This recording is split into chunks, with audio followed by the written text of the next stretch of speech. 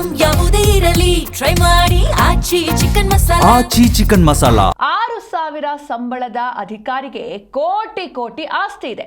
ಇದು ಎಂಜಿನಿಯರ್ ಮನೆಯಲ್ಲಿ ಸಂಪತ್ತಿನ ಸಾಮ್ರಾಜ್ಯದ ಕಥೆ. ಹೌದು, ಒಡಿಶಾದ ವಿಜಿಲೆನ್ಸ್ ದಾಳಿಯಲ್ಲಿ ಅಕ್ರಮ ಆಸ್ತಿ ಪತ್ತೆಯಾಗಿದೆ. 6,000ದಿಂದ ಈ ಅಧಿಕಾರಿ ತನ್ನ ಕೆಲಸವನ್ನ ಅಥವಾ ಇಂಜಿನಿಯರ್ ಹುದ್ದೆಯನ್ನ ಆರಂಭ ಮಾಡ್ತಾನೆ. ಈತನ ಮನೆಯಲ್ಲಿ ಇದೀಗ ಕೋಟಿ ಕೋಟಿ ಆಸ್ತಿ ಇರೋದು ಬೆಳಕಿಗೆ ಬಂದಿದೆ. ಎಂಜಿನಿಯರ್ ಮನೆಯಲ್ಲಿ ಸಂಪತ್ತಿನ ಸಾಮ್ರಾಜ್ಯವೇ ಸಿಕ್ಕಿದೆ. ಒಡಿಶಾ ವಿಜಿಲೆನ್ಸ್ ದಾಳಿಯಲ್ಲಿ ಅಕ್ರಮ ಆಸ್ತಿ ಇರೋದು ಪತ್ತೆಯಾಗಿದೆ. ಒಡಿಶಾದ ವೈಕುಂಠನಾಥ್ ಬೆಹರಾ ಅಕ್ರಮ ಆಸ್ತಿಯನ್ನ ಹೊಂದಿರುವಂತಹ ಎಂಜಿನಿಯರ್. ಬ್ಯಾಂಕ್ ಲಾಕರ್ಗಳಲ್ಲೇ ಸಿಕ್ಕಿದೆ 2 ಕೋಟಿ ನಗದು. ಅಂದ್ರೆ 2 ಕೋಟಿ ಕ್ಯಾಶು ಲಾಕರ್ನಲ್ಲೇ ಸಿಕ್ಕಿರುವಂಥದ್ದು. ಇದರ ಜೊತೆಗೆ 5 ಐಷಾರಾಮಿ ಬಂಗಲೆ ಹಾಗೆ 13 ಫ್ಲಾಟ್ಗಳನ್ನು ಜಪ್ತಿ ಮಾಡಲಾಗಿದೆ. ಕಂಧಮಾಲ್ ಜಿಲ್ಲೆಯ ಬಾಲಿಗುಡದಲ್ಲಿರುವಂತಹ ಅಧಿಕಾರಿ, ಆತನ ಫೋಟೋವನ್ನು ಕೂಡ ನೀವು ನೋಡ್ತಾ ಇದ್ದೀರಾ. ಹಾಗೆ ಕಂತೆ ನೋಟುಗಳನ್ನು ಕೂಡ ನೀವು ನೋಡ್ತಾ ಇದ್ದೀರಾ. ITDAಯ ಸಹಾಯಕ ಕಾರ್ಯನಿರ್ವಾಹಕ ಎಂಜಿನಿಯರ್ ಈತ. ಅಂದರೆ ಮೊದಲನೇದಾಗಿ ಈತ ಯಾವಾಗ ತನ್ನ ವೃತ್ತಿಯನ್ನು ಆರಂಭ ಮಾಡ್ತಾನೆ, ಈತನಿಗೆ 6,000 ಸಂಬಳ ಇರುತ್ತೆ. ಆದರೆ ಇದೀಗ ಒಂದು 70-80 ಸಾವಿರ ಇರಬಹುದು. ಆದರೆ ಈತನ ಮನೆಯಲ್ಲಿ ಸಂಪತ್ತಿನ ಸಾಮ್ರಾಜ್ಯವೇ ಸಿಕ್ಕಿದೆ.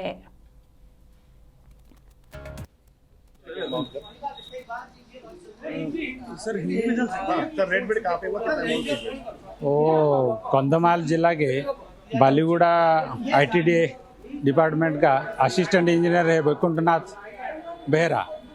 वो आयोबर्भूत संपत्ति उसके लिए आज रेड हुआ था. रेड के बाद उसका 5 बिल्डिंग्स और 13 प्लॉट्स और डिपॉजिट्स, गोल्ड और कैश 2 करोड़ 4 लाख का कैश बरामद हुआ है. सर रेड भी जारी है? हाँ, रेड जारी है और वैल्यूएशन भी बिल्डिंग का वैल्यूएशन चल रहा है और विभिन्न डिफरेंट बैंक का रिपोर्ट आना बाकी है. सर इनकम से कितना % ज़्यादा था? नहीं, अभी बता नहीं सकते. इन्वेस्टिगेशन चालू है और कंप्लीट होने के बाद नौकरी में कब घुसे थे, तब कितनी सैलरी थी और अब कितनी सैलरी? उसका स्टार्टिंग सैलरी 5,000-6,000 अप्रोक्सीमेटली था. अभी 80,000 अप्रोक्सीमेटली सैलरी है, मंथली सैलरी है. और कितने साल हो गए सर्विस को? सर्विस करीब 24 साल हो गया. तो सर रिटायरमेंट के लिए और कितना समय बचा था और कैसे शिकायत मिली आप लोगों को, कैसे इन्फॉर्मेशन मिला? वो बता नहीं सकते, वो इन्वेस्टिगेशन का पार्ट है. अभी इन्वेस्टिगेशन पेंडिंग है, इसलिए डिटेल्स शेयर नहीं कर सकते बाद में.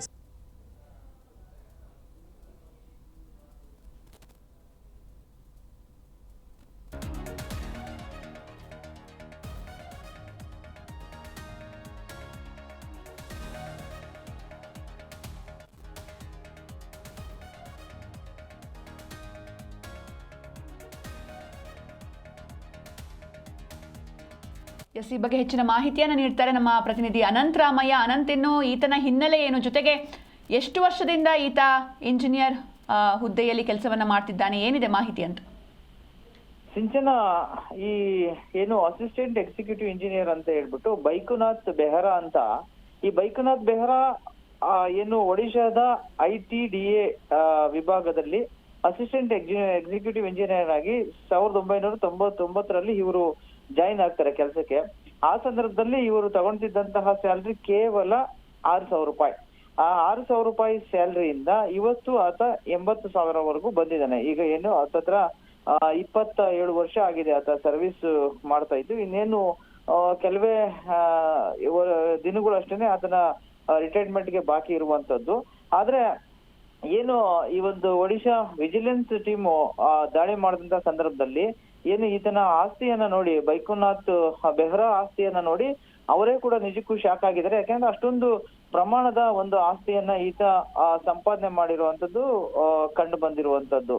ಏನು ವೈಕುಂಠನಾಥ್ ಬೆಹರಾ ಅವರ ಹಲವಾರು ಏನು ಲಿಂಕ್ ಇರುವಂತಹ ಒಂದು ಏರಿಯಾಗಳಲ್ಲಿ, ಉದಾಹರಣೆಗೆ ಹೇಳ್ಬೇಕಂದ್ರೆ ಏನು ಅವರ ಬಾಳಿಗುಡ ಡಿಸ್ಟಿಕ್ ಇರುವಂತಹ ಬಾಳಿಗುಡ ಡಿಸ್ಟಿಕ್ ಸೇರಿದಂತೆ ಏನು ಭುವನೇಶ್ವರ, ಬಾಲ್ಸೂರು, ಜೈಪುರ ಮತ್ತು ಬಾಳಿಗುಡ ಈ ಒಂದು ಭಾಗದಲ್ಲಿ ಹಲವಾರು ಮಲ್ಟಿಪ್ಲೆಕ್ಸ್ ಪ್ರಾಪರ್ಟಿಗಳನ್ನ ಹೊಂದಿರುವಂತದ್ದು ಮತ್ತು ಹೈ ಲೆವೆಲ್ ಬಿಲ್ಡಿಂಗ್ಸ್ ಗಳನ್ನ ಹೊಂದಿರುವಂತದ್ದು ಕಂಡು ಬಂದಿದೆ. ಅಲ್ಲೆಲ್ಲನೂ ಕೂಡ ಈಗಾಗಲೇ ಏನೋ ಸರ್ಚ್ ಅನ್ನ ಮಾಡಿದ್ದಾರೆ. ಮತ್ತೆ ಸುಮಾರು 3 ರಿಂದ 4 ಅಂತಸ್ತು ಬಿಲ್ಡಿಂಗ್ ಗಳನ್ನ ಕಟ್ಟಿರುವಂತದ್ದು ಭುವನೇಶ್ವರ, ಬಾಲ್ಸೂರು, ಜೈಪುರ ಮತ್ತು ಬಾಲಿಗುಡದಲ್ಲಿ ಕಟ್ಟಿರುವಂತದ್ದು ಕಂಡು ಬಂದಿದೆ.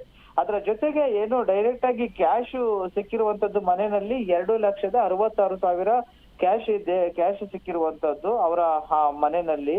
ಅದರ ಜೊತೆಗೆ ಏನು ವಿವಿಧ ಬ್ಯಾಂಕ್ ಖಾತೆಗಳನ್ನ ಸರ್ಚ್ ಮಾಡಿದಾಗ ಲಾಕರ್ ಅಲ್ಲಿ ಸುಮಾರು 6 ಕೋಟಿ ಹಣ ಸುಮಾರು 2 ಕೋಟಿ ಹಣ ಪತ್ತೆ ಆಗಿರುವಂತದ್ದು ಬೇರೆ ಬೇರೆ ಬ್ಯಾಂಕ್ ಅಕೌಂಟ್ಸ್ ಗಳಲ್ಲಿ ಸಿಕ್ಕಿರುವಂತದ್ದು. ಇದರ ಜೊತೆಗೆ ಇನ್ನೊಂದಷ್ಟು ಏನು ಗೋಲ್ಡ್ ಆರ್ನಮೆಂಟ್ಸ್ ಆಗಿರ್ಬೋದು, ಇನ್ನಿತರ ಬ್ಯಾಂಕ್ ಅಸೆಟ್ಸ್ ಮತ್ತೆ ಪೋಸ್ಟಲ್ ಏನು ಇನ್ವೆಸ್ಟ್ಮೆಂಟ್ ಏನಿದಾವೆ ಅವೆಲ್ಲವನ್ನೂ ಕೂಡ ಈಗಾಗಲೇ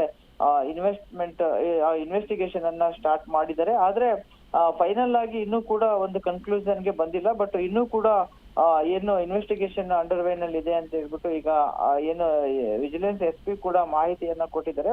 ಬಟ್ ಇಲ್ಲಿ ಕಂಡು ಬರೋದೇನಪ್ಪಾ ಅಂತ ಅಂದ್ರೆ ಇಷ್ಟೊಂದು ಮಟ್ಟದಲ್ಲಿ ಅಂದ್ರೆ 6,000ದಿಂದ ಸ್ಟಾರ್ಟ್ ಮಾಡಿ ಈಗ ತಗೋಬಹುದು ಅವ್ರು 80,000 ತಗೋಬೇಕಂದ್ರೆ ಅವ್ರೇನು ಅಪ್ ಟು 6,000 ಸ್ಟಾರ್ಟ್ ಮಾಡಿ ಹತ್ತತ್ರ ಒಂದು 10-15 ಇಯರ್ಸ್ ವರ್ಗೂನು ಕೂಡ ಒಂದು 20,000-25,000 ರೇಂಜ್ ಅಲ್ಲಿ ಅವ್ರ ಸ್ಯಾಲ್ರಿ ಹೋಗ್ತಾ ಇರುತ್ತೆ. ಇಂಥ ಸಂದರ್ಭದಲ್ಲಿ ಇಷ್ಟೊಂದು ಪ್ರಮಾಣದ ಅಂದ್ರೆ ಅವರ ಲಾಕರ್ ಅಲ್ಲೇನೆ 2 ಕೋಟಿ ರೂಪಾಯಿ ಕ್ಯಾಶ್, ಮನೆಯಲ್ಲೇ 2,66,000 ಕ್ಯಾಶ್ ಇದೆ ಅಂತ ಅಂದ್ರೆ ಇನ್ನು ಎಷ್ಟರ ಮಟ್ಟಿಗೆ ಅದ್ರ ಜೊತೆಗೆ ಹಲವಾರು ಕಡೆ ಬಿಲ್ಡಿಂಗ್ಸ್ ಅನ್ನ ಕಟ್ಟಿರೋದು, ಪ್ರಾಪರ್ಟೀಸ್ ಅನ್ನ ಮಾಡಿರೋದು ನೋಡಿದಾಗ ಅಕ್ರಮವಾಗಿ ಹಣ ಸಂಪಾದನೆ ಮಾಡಿರುವಂತದ್ದು ಮೇಲ್ನೋಟಕ್ಕೆ ಕಂಡು ಬರ್ತಾ ಇದೆ. ಬಟ್ ಇನ್ನೂ ಕೂಡ ಅದೆಲ್ಲವನ್ನು ಲೆಕ್ಕ ಹಾಕಿಲ್ಲ. ಬಟ್ ಇದೆಲ್ಲ ಲೆಕ್ಕ ಹಾಕಿದಾಗ ಇನ್ನು ಇದು ಎಷ್ಟಾಗುತ್ತೆ ಅನ್ನೋದನ್ನ ಬಹುಶಃ ಸಂಜೆ ಒಳಗೆ ವಿಜಿಲೆನ್ಸ್ ಟೀಮ್ ಅವರು ಇದನ್ನ ಒಂದು ಪ್ರೆಸ್ ನೋಟ್ ಅನ್ನ ರಿಲೀಸ್ ಮಾಡಬಹುದು. ಬಟ್ ಈಗಿರುವಂತಹ ಮಾಹಿತಿ ಪ್ರಕಾರವಾಗಿ ಇಷ್ಟು ಕಡಿಮೆ ಸ್ಯಾಲರಿಯಿಂದ ಇವರು ಕೆರಿಯರ್ ಅನ್ನ ಸ್ಟಾರ್ಟ್ ಮಾಡಿ ಇಷ್ಟೊಂದು ಪ್ರಮಾಣದ ಆಸ್ತಿಯನ್ನ ಸಂಪಾದನೆ ಮಾಡ್ಲಿಕ್ಕೆ ಹೇಗೆ ಸಾಧ್ಯ ಅನ್ನೋದು ಒಂದು ದೊಡ್ಡ ಪ್ರಶ್ನೆ ಆಗುತ್ತೆ. ಇದೆಲ್ಲವನ್ನೂ ಕೂಡ ಇದರ ಹಿಂದೆ ಅಕ್ರಮದ ಒಂದು ವಾಸನೆ ಇರುವುದು ಮೇಲ್ನೋಟಕ್ಕೆ ಕಂಡು ಬರ್ತಾ ಇದೆ. ಸಿಂಚನ, ಅನಂತ್, ಈ ರೀತಿ ಏಕಾಏಕಿ ರೇಡ್ ಮಾಡಿದ್ದಾರೆ, ಇದಕ್ಕೆ ಕಾರಣ ಏನು ಅಂದ್ರೆ ಅನುಮಾನ ಬಂದಿದ್ ಹೇಗೆ ಅಂತ ಮೊದಲನೇದಾಗಿ?